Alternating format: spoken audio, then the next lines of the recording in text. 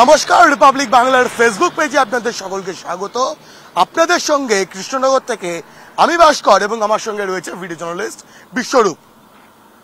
দুদিনের বঙ্গ সফরে প্রধানমন্ত্রী নরেন্দ্র মোদী কার্যত ভিসি এলেন, দেখলেন, বাংলার মানুষের হৃদয় জয় করলেন। দুদিনের বঙ্গ সফরে কৃষ্ণনগরের যে সভা, আরামবাগের সভার পর দ্বিতীয় দিনের কৃষ্ণনগরের সভা, সেই সভায় সকাল থেকে প্রচুর মানুষের ভিড়। শুধুমাত্র বিজেপি কর্মী সমর্থকই নন, রাস্তার দুধারে প্রচুর মানুষ। যে জনসভার মাঠ, সেই জনসভার মাঠ একেবারে কানায় কানায় পরিপূর্ণ, আর চতুর্দিকে একটাই ধ্বনি, মোদি মোদি মোদি মোদি মোদি। প্রধানমন্ত্রী নরেন্দ্র মোদীর নামে শুধু জয়ের ধ্বনি, জয়ের ধ্বনি আর জয়ের ধ্বনি। একই সঙ্গে মোদি 3.0 অর্থাৎ তৃতীয়বারের জন্য নরেন্দ্র মোদীকে প্রধানমন্ত্রী পদে দেখার একটা বিশ্বাস, একটা আত্মবিশ্বাস, একটা জেদ, একটা শপথ নিয়ে মানুষ কর্মী সভাতে যোগ দিয়েছিলেন। বারবার করে মহিলারা, যুবকেরা, যুবতীরা তারা বারবার নরেন্দ্র মোদীর নামে জয়ধ্বনি দিয়ে গেলেন। নরেন্দ্র মোদীকে তারা স্বাগতও জানালেন উলুধ্বনির মাধ্যমে। হুটকোলা জিপে প্রধানমন্ত্রী যখন প্রবেশ করলেন কৃষ্ণনগরের গভর্নমেন্ট কলেজের মাঠের যে জনসভা, সেই জনসভাতে লক্ষাধিক মানুষ যেন আবেগে ফেটে পড়লেন।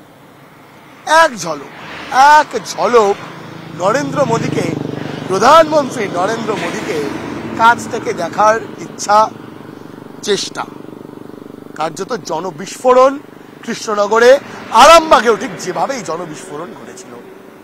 আর প্রধানমন্ত্রী নরেন্দ্র মোদী, তার বার্তা কি থাকে, তিনি কি বলেন, সেটা জানার জন্য, শোনার জন্য সকাল থেকে ভিড় জমিয়েছিলেন প্রচুর মানুষ। প্রধানমন্ত্রী এলেন, দেখলেন, বললেন এবং এটাও বললেন যে এই লোকসভা নির্বাচনে 400-রও বেশি আসন এনডিএ পাবে এবং বাংলায় 42টা আসন লক্ষ্যমাত্রা বিজেপির। সাফ বার্তা দিয়ে গেলেন প্রধানমন্ত্রী নরেন্দ্র মোদী। মানুষ উচ্ছ্বসিত, আবেগতাড়িত, পছন্দের নেতাকে, পছন্দের প্রধানমন্ত্রীকে কাছ থেকে দেখার সুযোগ হয়ে গিয়েছে। প্রধানমন্ত্রী অবশ্য ধন্যবাদ জানাতে ভুললেন না, মঞ্চ থেকেই সাফ বার্তা দিলেন যে যেভাবে মানুষ তাকে স্বাগত জানিয়েছেন যখন তিনি হুটকোলা জিপে সুকান্ত মজুমদার, বিজেপির রাজ্য সভাপতি এবং রাজ্যের বিরোধী দলনেতা শুভেন্দু অধিকারীকে নিয়ে প্রবেশ করছিলেন জনসভার মঞ্চে, তা দেখে তিনিও আবেগতাড়িত। এবং আরো একবার রাজ্যের তৃণমূল সরকারের যে দুর্নীতি, যে তোষণ, যে পরিবারতন্ত্র, তার বিরুদ্ধে সোচ্চার হলেন প্রধানমন্ত্রী নরেন্দ্র মোদী। সন্দেশখালীর প্রসঙ্গ উঠে এলো তার বক্তব্যে।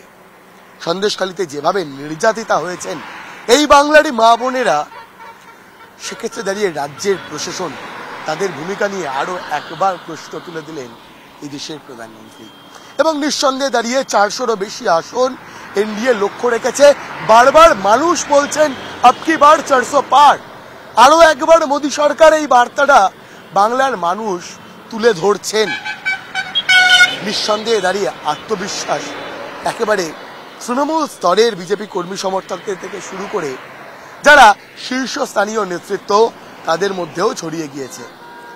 চতুর্দিকে শুধু মোদীর নামে জয়ধ্বনি, চতুর্দিকে শুধু আপকি বার 400 পারের স্লোগান, চতুর্দিকে শাঁখ বা উলু। এইভাবেই বিজেপি কর্মী সমর্থকেরা তারা লাগাতার স্বাগত জানিয়ে গেলেন প্রধানমন্ত্রী নরেন্দ্র মোদীকে। একই সঙ্গে এই বিশ্বাস, এই চোখে চোখ রেখে লড়াই করার বার্তাটাও আরো একবার নিয়ে গেলেন প্রধানমন্ত্রীর কাছ থেকে। মঞ্চ আলো করেছিলেন রাজ্যের বিরোধী দলনেতা শুভেন্দু অধিকারী থেকে শুরু করে বিজেপির রাজ্য সভাপতি সুকান্ত মজুমদার, শান্তনু ঠাকুর, অমিত মালভিয়া, অমিতাভ চক্রবর্তীরাও, জগন্নাথ চট্টোপাধ্যায় বা শ্রমিক ভট্টাচার্যের মতো যারা বঙ্গ বিজেপির শীর্ষ নেতৃত্ব, তারাও বারবার করে অবাক চোখে দেখছিলেন প্রধানমন্ত্রীকে দেখার জন্য। একেবারে ভোরবেলা থেকে কিভাবে মানুষ ভিড় জমিয়েছেন। আর রিপাবলিক বাংলার লাগাতার মাল্টি ক্যামেরায় মেগা সম্প্রচার ছিল প্রধানমন্ত্রীর বঙ্গ সফরে। সেই সম্প্রচারের দিকেও নজর রেখেছিলেন প্রত্যেকেই। আর নিঃসন্দেহে দাঁড়িয়ে প্রধানমন্ত্রী নরেন্দ্র মোদী, তিনি বার্তা দেবেন, তার বার্তা শোনার জন্য প্রচুর মানুষ ভিড় জমাবেন, এটা তো নতুন করে বলার অপেক্ষাই রাখে না। কার্যত সেই ছবিটা মোদির জনপ্রিয়তা আরো একবার স্পষ্ট হয়ে গেল কৃষ্ণনগরের সভায়। প্রধানমন্ত্রী নরেন্দ্র মোদী একটা আবেদনও রাখলেন, আবদারও বলা চলে, যেটা রাখলেন সাধারণ মানুষ বা বিজেপি কর্মী সমর্থকদের কাছে। আগামী 100 দিন প্রত্যেকের বাড়িতে বাড়িতে যেতে হবে, গিয়ে নরেন্দ্র মোদীর প্রণাম মানুষকে জানাতে হবে, বার্তা প্রধানমন্ত্রী নরেন্দ্র মোদীর। এবং নিঃসন্দেহে দাঁড়িয়ে 2024 লোকসভা নির্বাচনের আক্ষরিক অর্থেই নির্বাচনী যে প্রচার, সেই প্রচার শুরু করে দিল রাজ্যের প্রধান বিরোধী রাজনৈতিক দল বিজেপি। প্রধানমন্ত্রী দুদিনের বঙ্গ সফরে যেভাবে মানুষের ঢল নামলো, তাতে লোকসভা নির্বাচনের ফল প্রকাশের পর ওই ইন্ডিয়া অ্যালায়েন্সের দলগুলিকে এই বাংলায় বা দেশে খুঁজে পাওয়া যাবে কিনা তা নিয়ে সন্দিহান রাজনৈতিক মহলের একাংশ। তৃণমূল কংগ্রেস নানান দুর্নীতিতে বিদ্ধ। তৃণমূল কংগ্রেসের শিক্ষামন্ত্রী থেকে শুরু করে খাদ্যমন্ত্রী, একাধিক বিধায়ক, একাধিক ছোট বড় মেজ নেতা, তারাও দুর্নীতির দায়ে জেল খাটছেন। একাধিক অভিযোগ রয়েছে। শেখ শাহজাহানের মতো তৃণমূলের সম্পদদেরকেও লাগাতার রিপাবলিক বাংলার প্রশ্নের পর গ্রেফতার করতে বাধ্য হয়েছে এই রাজ্যের পুলিশ। সেই জায়গা থেকে দাঁড়িয়ে নিঃসন্দেহে প্রধানমন্ত্রীর যে বার্তা, সেই বার্তা অনেকখানি তাৎপর্যপূর্ণ, এমনটাই অভিমত রাজনৈতিক মহলে। এবং নিঃসন্দেহে লোকসভা নির্বাচনে 1 ইঞ্চি জমিও ছাড়তে নারাজ রাজ্যের প্রধান বিরোধী রাজনৈতিক দল বিজেপি।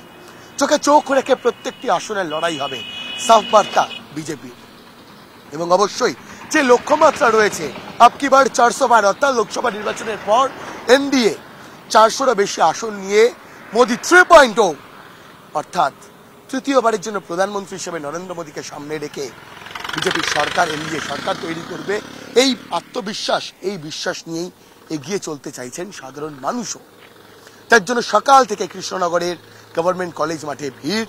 আর সেই ভিড় নিঃসন্দেহে এই বার্তাও দিচ্ছে যে অবশ্যই আগামী দিনে এই বাংলা হোক বা গোটা দেশে যে লোকসভা নির্বাচন, সেই নির্বাচনে লড়াইয়ের ময়দান কিন্তু কাঁপাবে বিজেপি বা এনডিএর শরিক দলগুলি। আর অবশ্যই লোকসভা নির্বাচনের যাবতীয় আপডেটের জন্য আপনাদেরকে এইভাবেই চোখ রাখতে হবে রিপাবলিক বাংলার টিভি স্ক্রিনে। আর শুধু টিভি স্ক্রিন নয়, আপনারা জানেন রিপাবলিক বাংলার official x handle, YouTube channel, Instagram কিংবা ফেসবুকে আপনাদেরকে নজর রাখতে হবে দিনের সব খবরের সবার প্রথম, নির্ভুল আর লেটেস্ট আপডেটের জন্য। নানা ধরনের কন্টেন্ট দেখার জন্য লাইক করুন, শেয়ার করুন আমাদের ফেসবুক পেজ, সাবস্ক্রাইব করুন আমাদের ইউটিউব চ্যানেল। পাশাপাশি অন্যান্য ব্রেকিং নিউজের জন্য অবশ্যই চোখ রাখুন রিপাবলিক বাংলায়।